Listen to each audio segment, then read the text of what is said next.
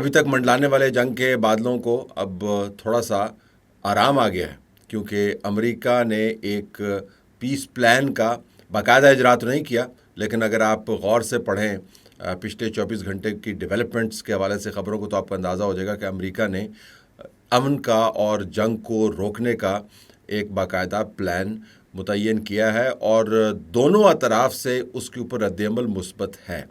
آج میں تفصیل سے آپ کو بتاؤں گا کہ یہ پیس پلان ہے کیا، لیکن اس سے پہلے آپ کو یہ دیکھنا چاہیے کہ کل کی جو بڑی پریس کانفرنس ہوئی فارن آفس کے اندر، جس کے اندر DGI موجود تھے، فارن آفس کے اسپوکس پرسن موجود تھے، lead person deputy prime minister اور فارن منسٹر اسحاق ڈار صاحب موجود تھے، جو PMLN کے مرکزی لیڈر بھی ہیں اور مرکزی قیادت کے ساتھ جڑے ہوئے بھی ہیں۔ تو یہ اس قسم کے فارن منسٹر نہیں ہیں جو صرف فارن منسٹری کے اوپر فوکس کرتے ہیں، یہ انفلوئنس اپنا ہر طرف رکھتے ہیں۔ تو ایک بڑی عام پریس کانفرنس تھی۔ جو اس کی ڈویژن ہوئی پریس کانفرنس کی، وہ بڑی دلچسپ ہے، لیکن پہلے میں آپ کو بتا دوں کہ پریس کانفرنس کتنی دیر ہوئی اور اس میں کس نے کتنے وقت کے لیے بات کی، اور اس کے بعد میں بتاؤں گا کہ یہ پریس کانفرنس جس ترتیب سے کی گئی، اس ترتیب سے آپ کو کیا پتہ چلتا ہے کہ پاکستان کے اندر ہندوستان کے ساتھ معاملات کو نپٹانے کے لیے کیا سوچ اور پالیسی موجود ہے۔ تو جو دورانیہ تھا اس پریس کانفرنس کا، وہ 1 گھنٹے 59 منٹ تھا۔ اس کے اندر اسحاق ڈار صاحب، جنہوں نے اس کا باقاعدہ آغاز کیا، 19 منٹس بولے۔ جو منسٹری آف فارن افیئرس کے اسپوکس پرسن ہیں، وہ 4 منٹس اور 44 سیکنڈز بولے۔ اوپننگ سٹیٹمنٹس کی بات کر رہا ہوں۔ DGI SPR 55 منٹ اور 23 سیکنڈز بولے۔ جو سوال و جواب کا سلسلہ تھا وہ 40 منٹ پر محیط تھا، اور اگر اس کے اندر آپ ٹائم ڈیوائڈ کریں تو DGI SPR اس کے اندر آپ کو زیادہ وقت لیتے ہوئے نظر آتے ہیں۔ اس کے بعد اسحاق ڈار صاحب ہیں، اور پھر بالکل نہ ہونے کے برابر منسٹر آف فارن افیئرس کے اسپوکس پرسن کا وقت تھا۔ تو یہ تو ٹائم ڈویژن ہو گیا۔ اب آئیں کہ اس پریس کانفرنس کے اندر کہا کیا گیا۔ آپ نے دیکھا ہوگا کہ اسحاق ڈار صاحب نے جو شروع میں بیان دیا، جو آغاز تھا وہ بڑا اہم تھا۔ آغاز ہی انہوں نے پہلگام والے واقعے کے تناظر میں دہشت گردی کو انہوں نے باقاعدہ کنڈیم کیا، اور اس کے بعد جو 19 منٹ انہوں نے لگائے، ان 19 منٹس کے اندر تقریباً 12 یا 13 مرتبہ انہوں نے لفظ کنڈمنیشن استعمال کیا۔ آئیے سنتے ہیں۔ Pakistan condemns terrorism is surely deplorable and condemnable. We are concerned over the loss of lives. We also extended our condolences, condemnation in the strongest possible terms, expressing our condolences. Condemnation of that forum, which has strongest condemnation. There are different forums of condemnation. Pakistan has condemned, National Security Committee has condemned it, Prime Minister has given a very clear condemnation. We've condemned terrorism in all its manifestation, all forms and manifestations. اس سے مراد یہ ہے کہ پاکستان کے اوپر جو الزام لگ رہا تھا کہ پاکستان نے اس واقعے کو کنڈیم نہیں کیا، پاکستان نے اس کو کنڈیم کر دیا۔ کنڈمنیشن کی ایک اپنی امپلیکیشنز ہیں۔ پہلے پاکستان نے منسٹری آف فارن افیئرس کی جو پریس ریلیز تھی، اس کے اندر کنڈیم نہیں کیا تھا۔ اس کی بھی ایک اپنی وجہ تھی کہ جب پاکستان کے اندر دہشت گردی کے واقعات ہوتے ہیں، جس کے اندر ہمیں معلوم ہے کہ ہندوستان انوالو ہے، اس کے باوجود ہندوستان کی طرف سے کبھی اس کے اوپر چوں بھی نہیں ہوتی۔ کنڈمنیشن کی بات تو بعد میں ہے، ہم نے تو کم از کم کنسرن کا اظہار کیا، ہم نے کنڈولنسز کا اظہار کیا، لیکن اس وجہ کو اب اسحاق ڈار صاحب کی جو سٹیٹمنٹ تھی 19 منٹ میں جو انہوں نے دی، اس کے اندر جتنی مرتبہ کنڈمنیشن کا لفظ استعمال کیا، اس نے زائل کر دیا۔ تو پاکستان نے اب یہ نئی بیس لائن اسٹیبلش کی ہے پہلگام کے انسیڈنٹ کے حوالے سے کہ ہم اس کو کنڈیم کرتے ہیں، تواتر کے ساتھ کنڈیم کرتے ہیں۔ جو DGI SPR نے باتیں کی، انہوں نے ہندوستان کی جو دہشت گردی ہے پاکستان کے اندر، اس کا باقاعدہ ایک نقشہ کھینچا۔ اس میں بہت ساری معلومات پہلے سے موجود تھیں، چند نئی معلومات بھی سامنے آئیں۔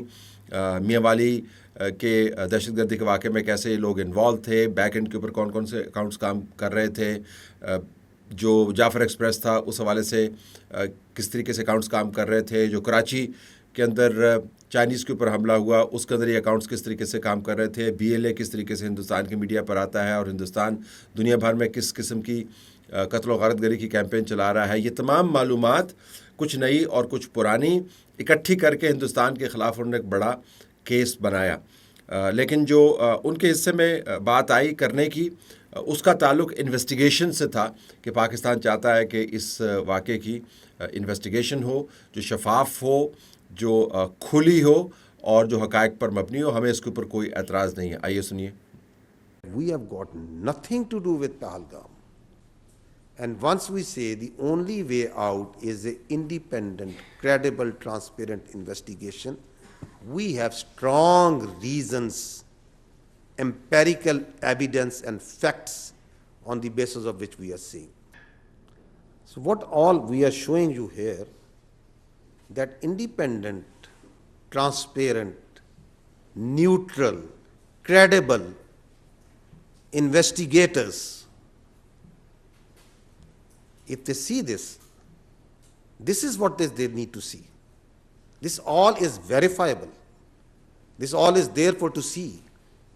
It can be forensically checked that there is this serving Indian major, and this is few days ago. This evidence is credible, it is verifiable for any transparent, independent inquiry by any investigators.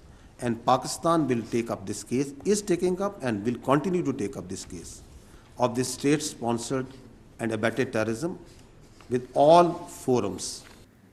تو اب دو بیس lines واضح ہو گئی ہیں کہ ایک تو پاکستان اس کو condemn کرتا ہے اور دوسرا پاکستان اس کی انویسٹیگیشن کے اوپر مکمل طور پر راضی ہے. اب میں آپ کو لے چلتا ہوں امریکہ کے جو جس کو میں کہتا ہوں امن کا پلان ہے. یہ جو اسٹیٹمنٹ جاری ہوئی ہے امریکہ کی طرف سے، امریکہ کے سیکرٹری خارجہ کی وزیر اعظم پاکستان سے بات چیت ٹیلی فون کے اوپر، اور امریکی سیکرٹری خارجہ کی ہندوستان کے اپنے ہم منصب کے ساتھ ٹیلی فون پر بات چیت. جو پاکستان کے ساتھ انہوں نے بات چیت کی ہے، ہماری بھی اس کے اوپر پریس ریلیز آئی ہے. یہ آپ کے سامنے وہ پریس ریلیز ہے، آپ اس کو دیکھ لیں. لیکن جو امریکی پریس ریلیز ہے، جس کو ریڈ آؤٹ کہا جاتا ہے ان کی لینگویج میں، وہ بڑی دلچسپ ہے. اس کے اندر آپ دیکھیں، چھوٹی سی پریس ریلیز ہے، 3 پیراز پر محیط. اس میں میں نے آپ کو جو اس کی اساس ہے وہ مارک کر دی ہے. تو آپ کو اس میں 1 2 3 4 5 6 ڈبے نظر آئیں گے. یہ 6 کے 6 ڈبے جو ہیں، یہ امریکہ کی طرف سے اس صورتحال کو ختم کرنے کے لیے، جنگ کے خطرات ٹالنے کے لیے، دونوں سائڈز کو ٹیبل پر دوبارہ سے بٹھانے کے لیے، اور اس معاملے کو لڑائی کے بغیر طے کروانے کے لیے جو روڈ میپ ہے وہ آپ کو نظر آئے گا.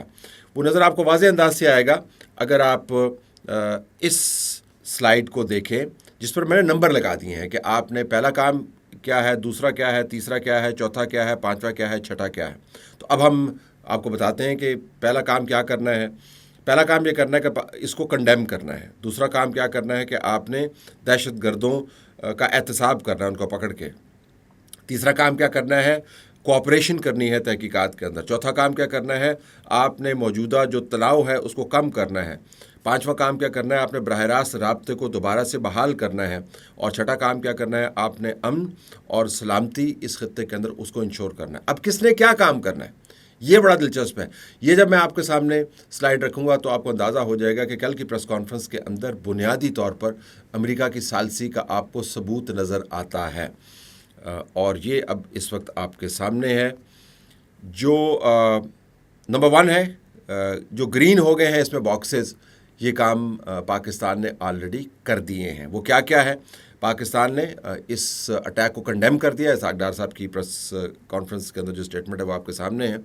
اس کے ساتھ کوآپریشن انویسٹیگیشن، یہ پاکستان پہلے بھی کہتا چلا آ رہا ہے، کل DGI نے بھی اس کو دہرا دیا. اور اس کے بعد ری اسٹیبلش ڈائریکٹ کمیونیکیشن. یہ جو خبر بیچ میں چلی تھی کہ DGMOs کسی بھی بری صورتحال کے اندر اپنی فوجوں کو چلانے والے ہوتے ہیں. جو کمانڈ ہے ظاہر وہ آرمی چیف کے پاس ہوتی ہے، اور ہر سروس چیف کے پاس اپنی فورس کی کمانڈ ہوتی ہے. لیکن ڈائریکٹر جنرل ملٹری آپریشنز وہ آفس ہے جو ملٹری کو ایکشن کے اندر کمانڈ کرتا ہے. تو ان کے درمیان ایک ہاٹ لائن ہے. وہ ہاٹ لائن کیا ہے کہ آپ کو ڈائل نہیں کرنا پڑتا کسی کو. یو پک اٹ اپ، اور دوسری سائڈ کے اوپر آپ کا ہم منصب موجود ہوگا، یا اس طرف سے جس شخص نے بھی کال وہ فون اٹھایا، دوسری طرف اس کا ہم منصب وہاں پر موجود ہوگا. یہ براہ راست رابطہ ہے، کوئک رابطہ ہے، تاکہ کہیں پر معاملہ رک نہ جائے.